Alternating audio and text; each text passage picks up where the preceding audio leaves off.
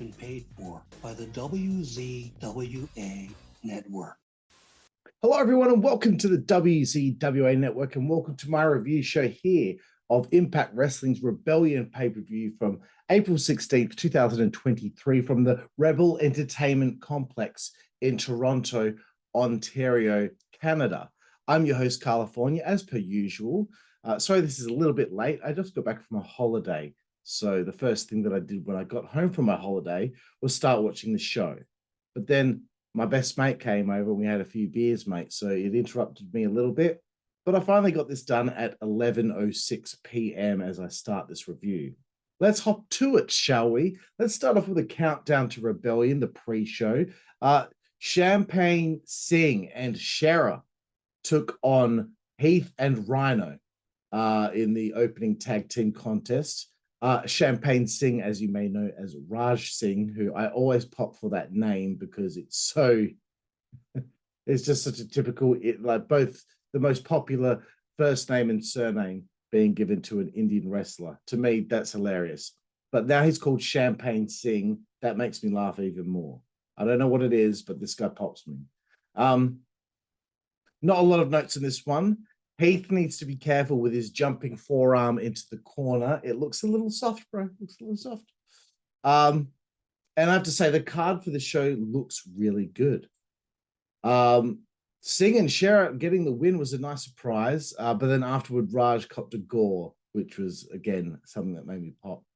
Then we got a voiceover for the pay-per-view, and that voiceover guy in this package, that guy's got a great voice. Let's continue on for the final match here on the countdown to Rebellion. Impact Women's Tag Team titles. You know what I've been saying the last few pay-per-views that I've reviewed is that I kind of feel like the Impact Women's Tag Team division is sorely in need of more teams. I've been saying it for a long time. The thing is that it always seems like there's only always two teams feuding with one another. And then someone will lose and they'll break up or leave the company, and then someone else will come in. I really think that they need to start trying to make that a bit more of a competitive division. But the Coven, the champions, defending against the Death Dollz, which is Taylor Wilde and Kylan King against Rosemary and Jessica Havoc. Another question I wrote, where is the Hex? I know that they were just here recently in Impact. And they worked a match on pay-per-view. I think it's Sacrifice for the tag team titles. To me, I just think they're right there. Like why is that the only match they've had as a tag team this year? That's from my research anyway. I think that they're great, and I think that they'll be really helpful. Unless maybe, I don't know, maybe they're going to NXT. Probably not. So this match got underway. Kylan King, her heat was a highlight of this match. Great aggression. I think Kylan will be a Impact Women's World Champion by 2024. First spot of the match was Kylan King's super kick to Rosemary, who was hanging upside down on the ropes, on the facing, where the ring apron was. Rosemary selling and comeback to end the heat from the Coven was very good. I did laugh though when Jessica said that was sick, because that's such an Australian saying. So I really thought that was funny. And it's even on the back of her top. Kylan King got speared at one stage from Rosemary, and I thought that might have been it. But there was a cool little spot with a blind tag, and Taylor Wilde got the win, pinning Rosemary. Very cool finish.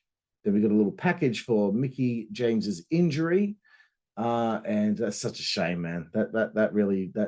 That really chaps my ass. I hate when titles have to be vacated. I really do, but nothing they can do about it, clearly. But I think it is a shame. But anyway, getting into the pay-per-view. Here we go. We're starting things off with an Ultimate X match. I didn't even really know the card before tuning into this, so I was really excited once I saw the card, and I thought to myself that this card reminded me of Hard to Kill last year, which again I say is the best wrestling pay-per-view of 2022. Because this show has so many different flavors on the show, so many different things, some stipulations, some feuds blowing off. some swerves, some surprises. That's what I like in a wrestling show. So it's the Bullet Club of Ace Austin and Chris Bay defending against the Motor City Machine Guns. We start off the match with, a little bit of back and forth with some obligatory dives, number 1 and number 2. I did keep count. And I don't mean to have a bad attitude with either of these teams, but after that Ring of Honor pay-per-view, I've just had enough of these kind of spot-heavy matches. But I have to give these guys credit. It didn't go to any sort of dangerous territory, which made me kind of cringe or anything like that. I like that the Motor City Machine Guns communicate to one another instead of magically knowing what one another is thinking.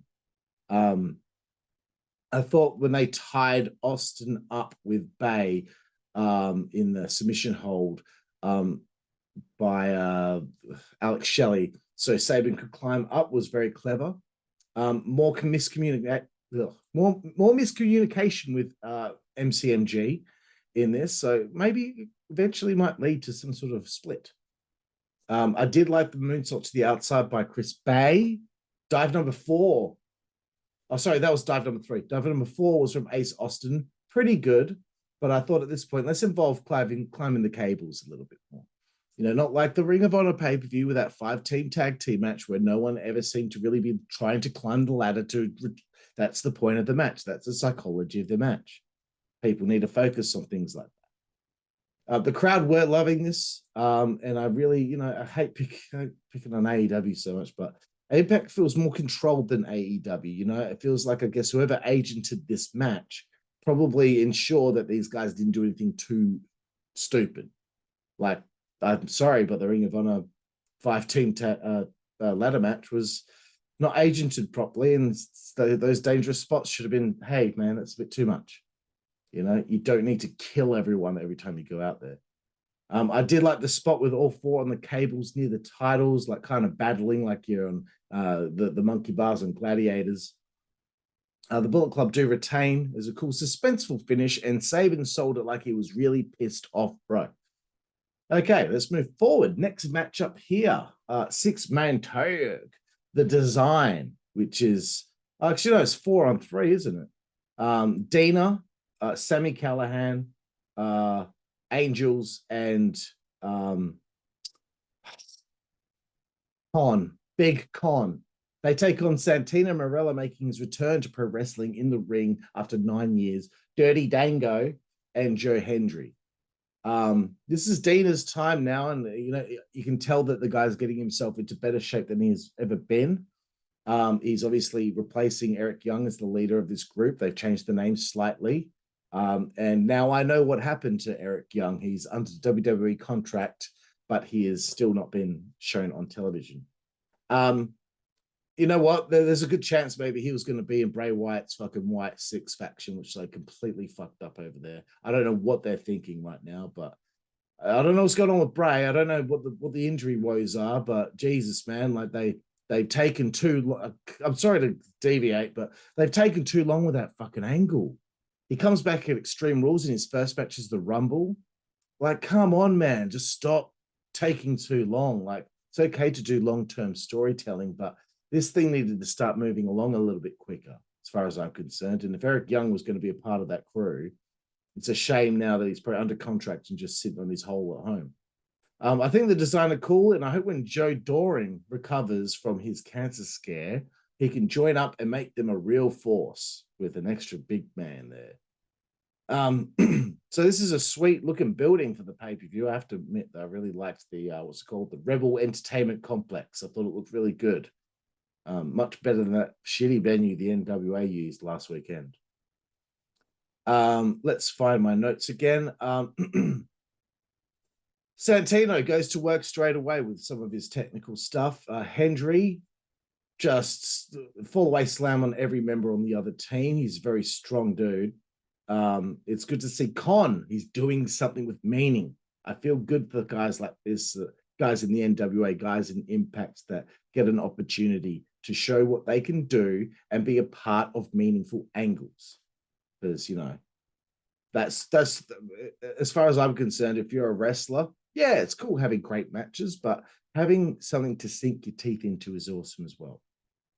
Deonna, again, in great shape. I thought Dango was retiring.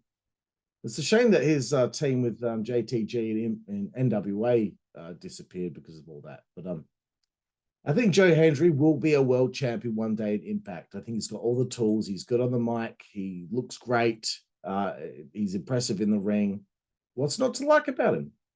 Really liked it when Santino fired up, brother. Con hit a 6-span on the pan during this match. I thought it got really exciting. There was a double fall-away slam from Hendry, which was absolutely insane in the membrane. Insane in the brain. And it did not insult the intelligence. It looked realistic the way that he picked them up. I picked both of them up. Dango hit dive number 5. The camera shot change. You all knew that was a fuck up, okay? He's in the middle of doing the dive, and you cut to another camera who did not catch it. Yes, the instant replay was great, but, let's be careful. Callahan, I thought he was really taking to his new gimmick well with all the facial expressions. They were milking that baseball bat, him and Deonna, to hit Santino and try and hurt him. But then Callahan turned on him, and I was like, oh, that's a shame, because I thought it was actually really an interesting change in his character and demeanor. Here comes the Cobra. Santino gets the pin. Classy return, good finish. And I thought it was really cool that he got to wrestle in front of his son for the first time. We go backstage. There's an interview with Team Dreamer. Man, I don't know what kind of mood I was in today, but when I saw Gia Miller, and like I always talk about how good looking she is, but man, that outfit, the way her hair and her makeup was done, honestly, she looked amazing, man. Like, yeah, I had a physical reaction to it, let's be honest. And what's happening during this is Tommy giving an emotional interview, talking about the fact that his mum's in hospital, pretty much on a deathbed. And this is what's going through my mind. I'm sorry, but fuck. And also, Kaz, you got good taste in fashion, bro. Let's be honest. But great promo from Tommy and Gia Miller. Man, I went all week, all over as soon as I saw her. I was like, my God. Anyway, let's move forward. Get away from my horniness. We got this. The match of the show is next. It's the last Rites match. It's Eddie Edwards and PCO. Finally, long build for this. It feels like the Impact, that Impact have finally got back to the quality booking we saw in late 2021, early to mid 2022. PCO's Impact's twisted Undertaker / Mankind character, and probably the character that Abyss always needed to be. I guess those neck bolts that PCO had for a few shows there were too annoying to wear. I liked it, but maybe he doesn't like it. PCO starts this thing off with suicide dive and dive number 6. Then Eddie follows up with dive number 7, and it made sense to the situation, happenstance. The match was off to a great start. But I got to be honest, man, PCO is one tough son of a bitch. Like, at his age, for the bumps that he's taking, Jesus Christ, man. Great back and forth. PCO dislocates his fucking shoulder. You could see it sticking out. It was gross, but really cool, because he's taken all these German suplexes after his shoulder was still dislocated as he'd taken these Germans. Whilst this was happening, I was like, this is so captivating. You feel the hatred between PCO and Eddie Edwards. This was match of the show, and the best Eddie Edwards match I've ever seen. Probably the best PCO match too. PCO just comes across like he's really the living dead, and he does a great job of his character. He hit the PCO salt. That was on point. And he did a flip off the entranceway onto Eddie Edwards, and it's just like he's something else, man. PCO, I'm so impressed with him. He took a crazy, I think it was a dragon or a tiger suplex on the entranceway. He was busted open. He copped a shining wizard. He fought out of the casket. Eddie's wife rocks up with a shovel. She gets super kicked accidentally by Eddie. Then there's a show snubble to the show snubble.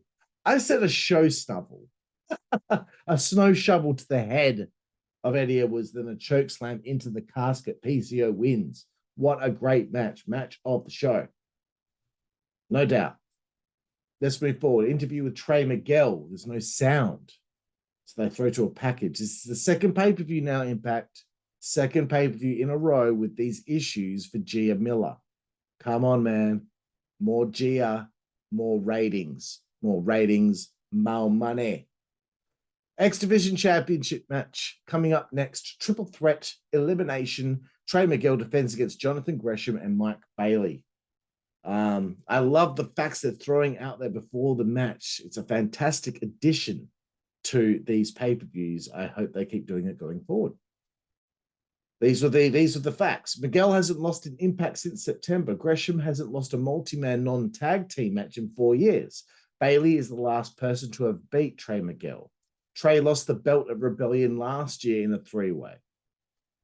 You know, with these three, this is going to be incredibly intricate, detailed, and interesting because they're probably the three most detailed workers in wrestling out there right now for this kind of technical, high-flying style of wrestling. I honestly, at this point, I like the stars are aligning for Impact with this pay-per-view. They just got the perfect amount of feud enders and feud beginners and surprises and different flavors, as I said before on the show, and Gia Miller looking hot as fuck. What a spot with a spinning brainbuster by Speedball on Trey whilst locking in a reverse figure four on Gresham. Wow. There's the thing about these guys. They did not have to rely on dives for this match to get over. You know? Like most matches break down with for Ring of Honor and AEW. Mike's Poison Rhino on Gresham was insane. It looked like Gresham actually really spiked himself. And then he hit a Poison Rhino to the outside on Trey Miguel. Yeah, he did. Gresham hit dive number 7 through the ropes. Then Speedball hit his springboard moonsault for dive number 8 of the show. Gresham with a figure 4 on Mike Bailey. Whilst that's happening, here comes Trey Miguel with a Meteora. Nails him. Gresham is eliminated. And then Trey immediately locked in a figure 4 on Mike Bailey to keep working on the knee. Psychology, bro. I did not like the chop battle. Bailey's chops are good, though. We finally break down. He goes for an Ultimo weapon. He misses. His knees smash hard. Miguel rolls through a pinfall attempt. He holds the tights. Great win. Good finish. It told a story about having to cheat because it just had to be done to get the win because everything else just wouldn't get him over the line. But I still never understand how pulling someone's pants up makes it harder to kick out. But anyway, let's move forward again. Sorry that this is a whirlwind, a quick one, but it's late and I kind of want to get on with my night. Coming up next, 5 on 5 hardcore war. Team Bully Ray against Team Tommy Dreamer. These are the different flavors I'm looking for on a pay-per-view. Moose was out first, working with Kaz. Done a good job keeping Moose busy away from that main event title scene, man. Let's be honest. Kazarian's still in great shape, man. Nice Hurricane Runner on the outside on Moose. So a good start to things here. Brian Myers was out next. But look, I haven't got a real problem with him. It's just I find his character a bit boring. Tables get set up. Here comes Bhupinder Guja, who is definitely in need of something interesting at this point of his time in Impact because I haven't really seen too much of him on these pay-per-views. Myers cops the cheese grater, which is a nice pop for Guja. In comes Kenny King, who I thought was probably one of the most impressive in the match. It's probably the most impressed I've been of him since I've seen him in Impact. I thought him and Bhupinder Guja had great chemistry together for the short amount of time that they worked with each other in the ring, having a sip of beer, sorry. Hell of a spine buster from Kenny King on Kazarian. Out comes Killer Kelly. Be still my beating heart. Great staple gun spot, man. This is the perfect way to get the smaller Killer Kelly over on the boys. One guy tries to hit her with a move. She staples him in the head. I think then Brian Myers went for a move and she stapled him in the leg whilst he was going for a power bomb and he, screamed and ran off. And then Moose goes for a powerbomb on her. She slips down, goes to her knees, staples his dick. Amazing spot, man. Really cool. You crazy bitch. I think Killer Kelly's fucking awesome. There's a big showdown with her and Marsha Slamovich. Obviously, she's the knockout on Team Bully. Dive number 9 from Slamovich with the chair was absolutely insane. Yuya Uemura, another guy who's in need of something interesting to sink his teeth into, comes out next. And then, of course, Team Dreamer are waiting on Bully in the ring. Here comes Dreamer. He's out. He saves Killer Kelly. But I would have teased Bully Ray going to powerbomb her from the inside of the ring to the outside of the ring through that table that was set up there before Dreamer came out to make that save. Spot of the match for the ladies. Well, Marsha's moonsault was pretty crazy, but the great Death Valley driver by Killer Kelly on Marsha onto an open chair. Moose accidentally spares Bully. Bad camera shot. A driver is hit on Marsha, and out come the good hands, which are Bully Ray's, hired goons. Pepita Guja's table breaks. He was placed on it and it broke, which was a shame. Then Kaz hit a cutter on one of the good hands through 2 tables on the outside. It was pretty crazy, although the setup did look very fake. And it was because one of the guys in the good hands, he kind of got a little bit ahead of himself when it was time to do that spot, and Killer Kelly was going to kind of spring him out the ring. Really did laugh at Impact making fun of referees holding the ladder in AEW. I thought that was very funny and owned. The referees then start attacking Bully Ray when he gets in their face for not helping. Then Tommy hits a Spicoli driver as we're breaking it down, near fall. Referees then go to hold the ladder for Tommy. He hits the super fly. Splash through the table. Tommy wins. Nice. Feud over. Coming up next, Nick Aldis makes his return to Impact Wrestling. No WWE for Nick, I suppose. But you know what? Another player in that main event scene as Josh Alexander is out is great. And I look forward to potential of Nick Aldis versus Josh Alexander at Bound for Glory, because I think that will be a test that Aldis needs, but also a test for Josh Alexander as well. But let's get to it. We've got the vacant Impact World Heavyweight Championship on the line here. Steve Maclin taking on Kushida. Maclin needed to win this. We need a heel champ, I think. I always knew Maclin would get to this place in Impact. It might be coming a little sooner than I thought, but this is where we're at, bro. Remember when Mike Awesome was ECW champion? Rhino was ECW champion kind of early into their run in the company. I always thought that's a great way of bringing in a guy like this in a company of this size. But then on the other side of the coin, I didn't like it when Sheamus won the WWE title a month after debuting. So, sometimes it works, brother. Sometimes it don't. Maclin with the heat early. Kushida working from underneath. I thought Aldis was doing great on commentary. There was a Spanish fly into an armbar that was nuts, bro. Great near fall from that KIA by Maclin on Kushida. First kick out ever for that. Meaningful. It's the match where he first ever wins the championship. So that's cool. Hoverboard lock reversal was great. Kushida is really having his finest hour here. The hoverboard lock and Maclin constantly picking him back up and hitting 2 Death Valley drivers, one ending in the corner. It looked like Kushida could have got a concussion from that one. KIA again, and Maclin is the world champion.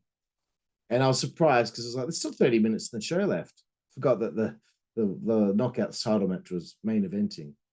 I thought it was a very cool, suspenseful match where both guys were clearly taking it seriously as if it were a real, actual title match in real sports, like it's the 8th, inning in whatever I don't know, baseball reference. Like it's the last game, in the World Series. It's the last game of the Game 7 of the NBA Finals. This is how it came across. Great call from Tom, Matt, and Nick. Maclin gets Scott D'Amore to come out to hand it to him himself. This was an interesting situation. He put it around his, well, he was going to put it around his waist. Instead, he shoved it right into Maclin's chest. Then Scott D'Amore got barked up by Maclin, and you knew where this was going. Aldous comes in, makes the save-ish, and Maclin kind of backs off. And I like the fact that D'Amore got yocked with the belt. And that the National Treasure is going to be kind of inserted in this area pretty soon after his arrival. Anyway, let's get to our main event of the evening, ladies and gentlemen. Impact Knockouts World Championship. Again, vacant. Deonna Purrazzo takes on Jordynne Grace. Bro, Jordynne has really got herself into some incredible shape. Someone out there has got to find out that workout routine for me to never even go anywhere near. I prefer the straight hair on Jordynne. I know it's a dumb detail to worry about, but honestly, it suits her more than the curly hair, I think. I don't know what it is. The curly hair does not suit her. I think the men's main event should have ended the show only because of the Aldous and Scott D'Amore thing. I think it kind of, that dramatic scene, that situation should have been what we go off the air with. I've got no problem with the ladies going last, especially if Deonna freaking Purrazzo is in the match, but that's just how I felt, you know. Because if we were going to have the ladies follow that, then I would have tried to kick off some sort of angle at the end of the match to match kind of the angle that happened at the end of the men's. Deonna was on point. But one thing that she wasn't on point with, it's 2 pay-per-views in a row now, mate, that you've gone for that standing moonsault and it has not worked. Just like I've said to Red Velvet, mate, if you can't do the move or it's 50-50, just drop it. You don't need it. It's not really that. I've never found the standing moonsault that great. Maybe when Rob Van Dam does it because of how much elevation, or Bron Breakker when he does it because, you know, he's got so much girth and mass to him that it's really impressive to see and he gets so much height on it. But I think some of these ladies, look, you're too small to do it. You're too short. You can't get that rotation correct. But anyway, back to Deonna being great. She's great with her arm bra. Fuck, man. The arm bar transitions. You know, she's constantly trying to get that Venus de Milo locked in. Great vertebreaker from Jordynne Grace. I was really wanted Deonna to win because I thought her run as champion before was really good. And I thought that it ended a bit too soon. Jordynne had her run as well recently. But I wouldn't have minded if Jordynne won if then Camille, the NWA World Women's Champion, showed up for a showdown between the two of them. That would be a big match. That would be something I'd be interested in seeing. Talking about more hair, I thought Deonna's hair highlights at the front of her hair looked fantastic. There was a Grace driver from Jordynne Grace. That got me, dude. That got me. I thought maybe Jordynne was winning with that move, bro. There was a powerbomb and an insane Queen's Gambit where like she barely hit the move, like it's supposed to be like a cradle pile driver type maneuver, but like, man, Jordynne nearly broke her neck on that. But I was like, that has to be a finish. That has to be a finish. And it was. Deonna Purrazzo, new Impact Knockouts World Champion. There we go. I got it done in under 30 minutes. Isn't that something? To get to my final thoughts for this pay-per-view and rating out of 10, man, I have to say this is probably the best pay-per-view I've seen this year. Pretty close to it. I'm going to give this an 8.5 out of 10. They do have some, technical issues here and there, but really close to getting a 9. I just think I need a little bit more craziness from that hardcore war. And I think the 2 main events were great, but to get a 9, I think that those 2 main events needed to be of a quality of a Josh Alexander main event, which has been the standard bearer for Impact Wrestling for some time. Nothing against Kushida and Maclin. They nailed it. Grace and Deonna, they nailed it, but just fraction of hair, dick hair away from from being just as good as Hard to Kill was last year. So there we have it, everybody. My review show here of Impact Wrestling's Rebellion 2023, April 16th, from the Rebel Entertainment Complex, whatever it was called, in Toronto, Ontario. Yes, I was correct. Very good. I'm Karlifornia. This is the WZWA Network. Please check out our t-shirt store on prowrestlingtees.com. Thunder Mifflin is the name of our merchandise brand. Please check out our shirts. We need some more sales, bro. Please check out the Rizon Network, RIZON.net, and go into a chat room, hashtag pro wrestling. Put your nickname in there. Join the chat. Great bunch of people to talk to about pro wrestling. There we have it, everyone. Karlifornia, WZWA Network. See you down the road. Thank you. Network, that's the way we play. Good God Almighty. Network, that's the way we play. Get puppies. Network, that's the way we play. Get. The following announcement has been paid for by the WZWA Network.